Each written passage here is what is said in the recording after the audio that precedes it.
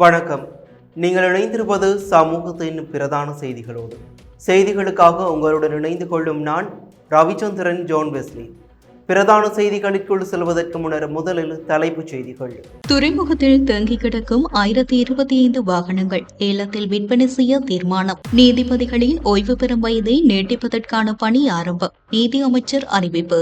நீதிபதிகளின் பதவிக்கால நீடிப்பு. சர்வஜன வாக்கெடுப்புக்கு செல்ல வேண்டும். நாமல் வலியுறுத்து.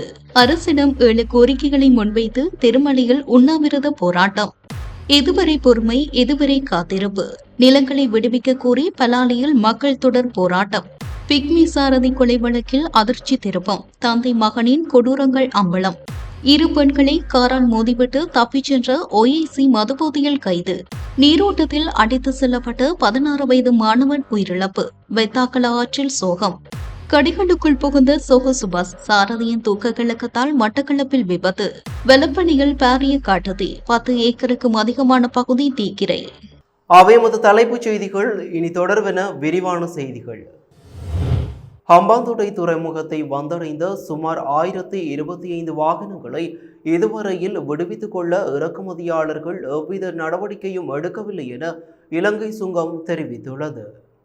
இவற்றில் 625 வாகனங்கள் நாட்டிற்கு இறக்குமதி செய்யப்பட்டு 6 மாதங்களுக்கு மேலாகின்றன என இலங்கை சுங்கத்தின் ஊடக பேச்சாளர் சந்தன புஞ்சிகேவா சுட்டிக்காட்டியுள்ளார். குறித்த வாகனங்கள் எதிலும் எவ்விதமான சுங்க குற்றங்களும் நிலுவையில் இல்லை என தெரிவித்த ஊடக பேச்சாளர், எவ்வித சட்ட சிக்கல்களுமின்றி துறைமுகத்தில் முடங்கி கிடக்கும் இந்த வாகனங்களை சுங்க கட்டளை சட்டத்தின் 129வது பிரிவுக்கு அமைவாக பகிரங்க ஏலம் விடுவதற்கோ அல்லது டெண்டர் கோரி விற்பனை செய்வதற்கோ எதிர்காலத்தில் நடவடிக்கை எடுக்கப்படும் என தெரிவித்தார். சட்ட விதிமுறைகளின்படி நாட்டிற்கு இறக்குமதி செய்யப்படும் எந்தவொரு பொருளையும் 1 மாத காலத்திற்குள் அதற்குரிய வரிகளை செலுத்தி துறைமுகத்திலிருந்து விடுவித்துக் கொள்ள வேண்டும். தவறும் பட்சத்தில் அவற்றை அரசு விற்பனை செய்து அதற்குரிய வரித்தொகையை அறவிட்டுக் கொள்ள சட்டத்தில் ஏற்பாடுகள் உள்ளன. விற்பனை மூலம் கிடைக்கும் தொகையிலிருந்து அரசாங்கத்திற்கான வரிகள் மற்றும் துறைமுக களஞ்சிய கட்டணங்கள் கழித்துக் கொள்ளப்படும். அதன் பின்னரும் தொகை ஏதும் எஞ்சியிருப்பின் அது சம்பந்தப்பட்ட இறக்குமதியாளருக்கு வழங்கப்படும் என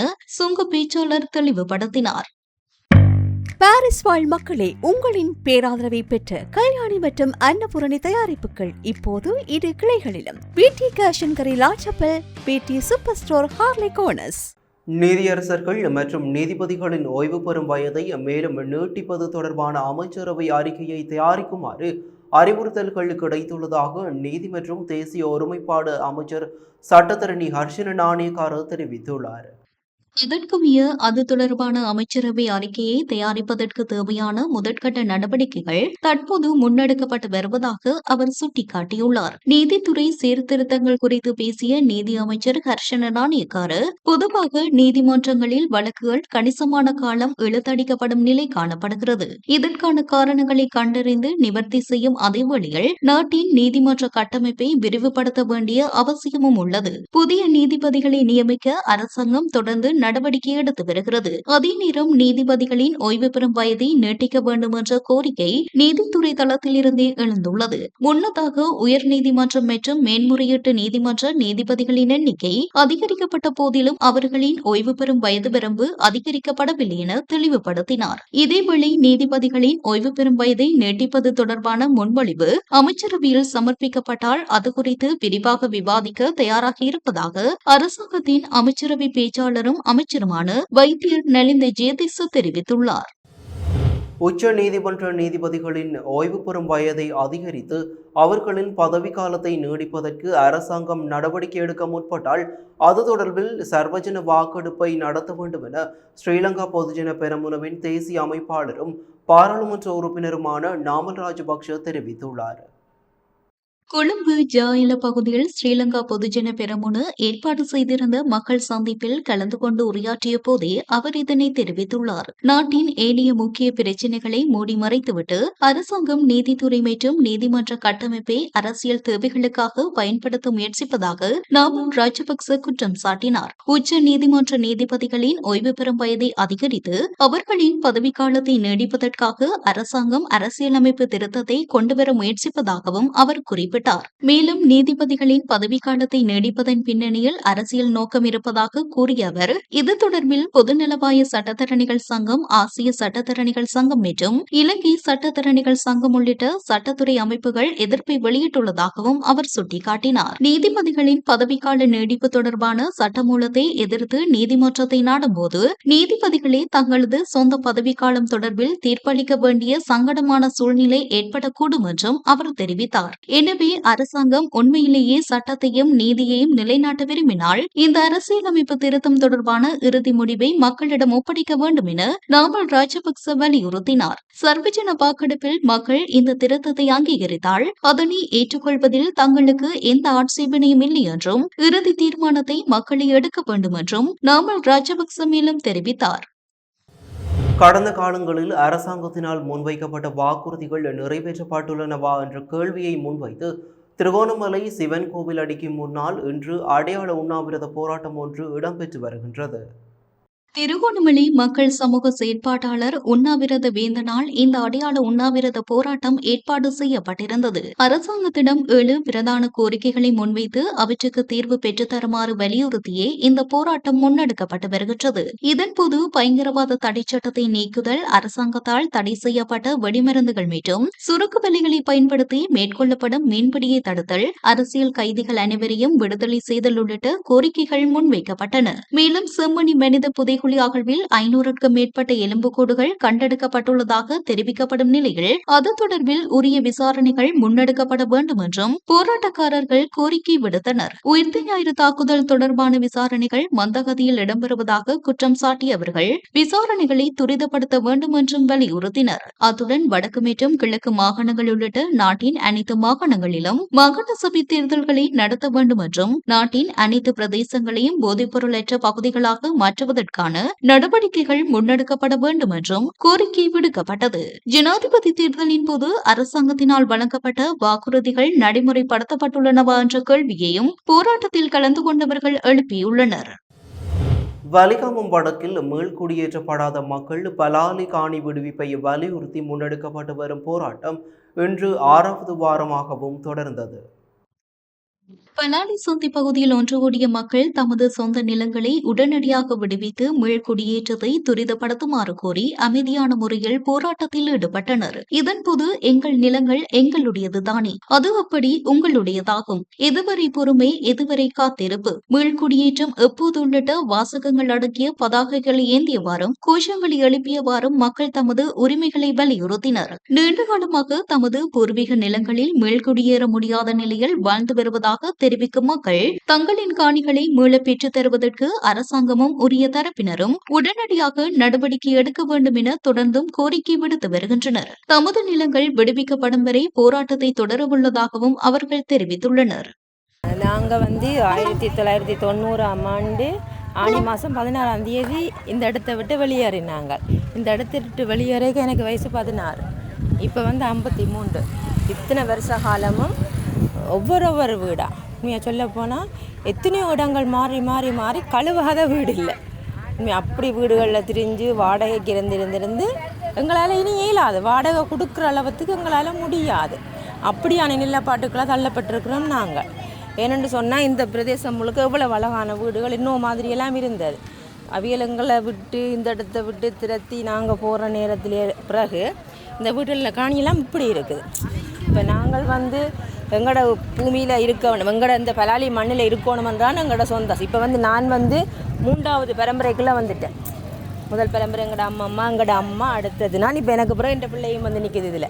அப்போ இவ்வளவு காலமும் இவ்வளவு காலத்துக்குள்ளேயும் நாங்கள் எவ்வளவு வாடகையை கொடுத்துருப்போம்னு யோசிச்சு பாருங்க. அப்போ இவ எங்களுக்கு உதவி செய்தால் நாங்கள் இவ்வளோ வாடகைகள் கொடுத்து கஷ்டப்பட்டு என்னென்னு சொன்னால் உழைக்கிற காசு முழுக்க வீட்டு வாடகைக்கு தான் போகுது, சாப்பாட்டுக்கு போவதில்லை.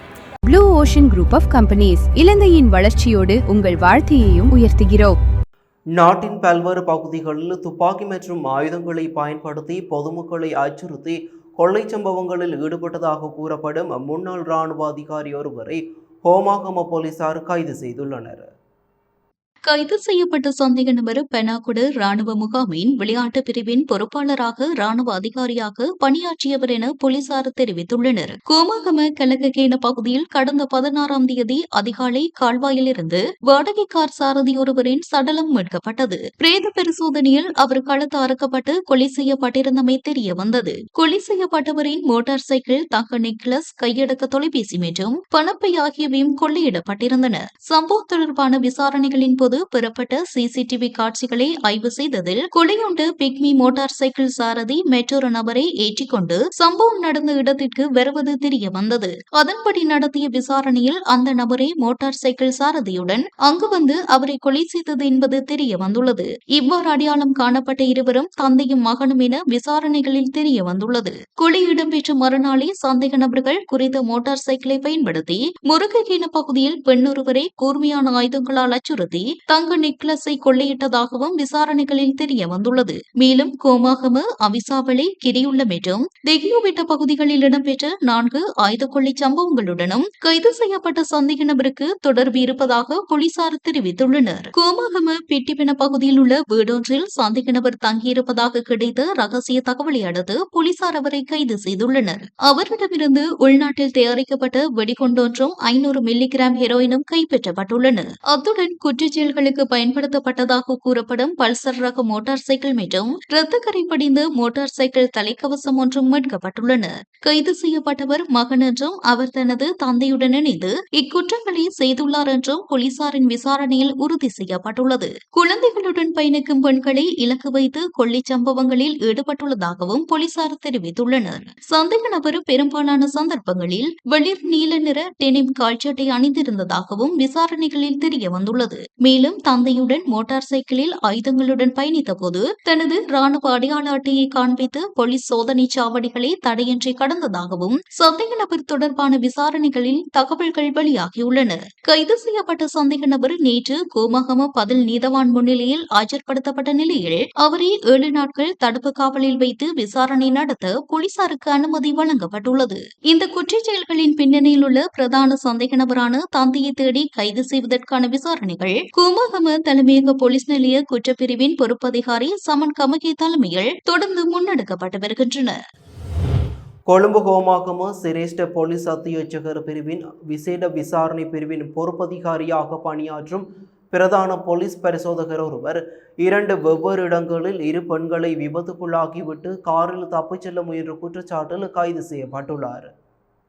மேகோட போலீசாரால் குறித்த போலீஸ் அதிகாரி கைது செய்யப்பட்டுள்ளதாக தெரிவிக்கப்பட்டுள்ளது. நேற்றிரவு 11:30 மணி முதல் 11:57 மணி வரையான காலப்பகுதியில் ஹைலவல் வீதியின் மேகோட எரிபொருள் நிரப்பு நிலையத்திற்கு அருகிலும் வட்டரக்க 20ஆம் கட்டை பகுதியிலும் குறித்த 2 விபத்துகளும் இடம்பெற்றுள்ளதாக போலீசார் தெரிவித்துள்ளனர். விபத்துகளுக்கு பின்னர் காரில் தப்பிச் செல்ல முயன்ற சந்தேக நபரை போலீசார் கைது செய்துள்ளனர். இதனையடுத்து மேற்கொள்ளப்பட்ட மதுபோதை சோதனையில் சந்தேக நபர் மதுபோதையில் வாகனத்தை செலுத்தியிருந்தமை தெரிய வந்துள்ளதாக போலீசார் தெரிவித்தனர். கைது செய்யப்பட்ட சந்தேக நபர் இன்று கோமாகம நீதவான் நீதிமன்றத்தில் முன்னிலைப்படுத்தப்பட உள்ளார். இரத்தினபுரி கலவான வெத்தாக்கல பகுதியில் உள்ள வெத்தாக்கல ஆற்றில் நீராடச் சென்ற 16 வயதுடைய பாடசாலை மாணவன் ஒருவர் நீரில் மூழ்கி உயிரிழந்துள்ளார். கயான் சதருவன் என அடையாளம் காணப்பட்ட குறித்த மாணவன் மற்றொரு நண்பருடன் இணைந்து நேற்று வெத்தாக்கல ஆற்றில் நீராடிக் கொண்டிருந்த போது நீரின் வேகமான ஓட்டத்தில் அடித்து செல்லப்பட்டுள்ளதாக முதற்கட்ட விசாரணைகளில் தெரிய வந்துள்ளது. இதையடுத்து நீரில் மூழ்கிய மாணவனை மீட்கும் நடவடிக்கைகள் முன்னெடுக்கப்பட்ட போதிலும் அவர் உயிரிழந்துள்ளார். சம்பவம் தொடர்பில் கெலவான போலீசார் மேலதிக விசாரணைகளை முன்னெடுத்து வருகின்றனர். கொழும்பிலிருந்து கல்முனை நோக்கி பயணித்த சூப்பர் லைன் பயணிகள் பஸ் ஒன்று மட்டக்களப்பு கொழும்பு பிரதான வீதியில் தன்னாமுனை பகுதியில் இன்று அதிகாலை பாரிய விபத்தில் சிக்கியுள்ளது. அதிகாலை சுமார் 4:45 மணியளவில் பஸ் திடீரென பாதையை விட்டு விலகி வீதியோரத்தில் அமைந்திருந்த கடைகளுடன் மோதி விபத்துக்குள்ளானதாக தெரிவிக்கப்படுகிறது. இந்த விபத்தில் பஸ் வண்டிக்கும் கடைகளுக்கும் பாரிய சேதம் ஏற்பட்டுள்ளது. சாரதி தூக்கு கலக்கத்தில் இருந்தமையே விபத்துக்கான காரணமாக இருக்கலாம் என ஆரம்பகட்ட தகவல்கள் தெரிவிக்கின்றன. எனினும் அதிர்ஷ்டவசமாக விபத்தில் உயிரிழப்புகள் எதுவும் பதிவாகவில்லை. பஸ்ஸில் பயணித்த சிலர் காயமடைந்த நிலையில் மட்டக்களப்பு போதனா வைத்தியசாலையில் அனுமதிக்கப்பட்டுள்ளனர். விபத்து தொடர்பில் போலீசார் மேலதிக விசாரணைகளை முன்னெடுத்து வருகின்றனர். நுவரெலியா மாவட்டம் வலப்பனை ஹரஸ்பெத்த கல்தேகபத்தன வனப்பகுதியில் பாரிய காட்டுத்தீ ஏற்பட்டுள்ள நிலையில் தீயை கட்டுப்படுத்தும் நடவடிக்கைகள் தீவிரமாக முன்னெடுக்கப்பட்டு வருகின்றன.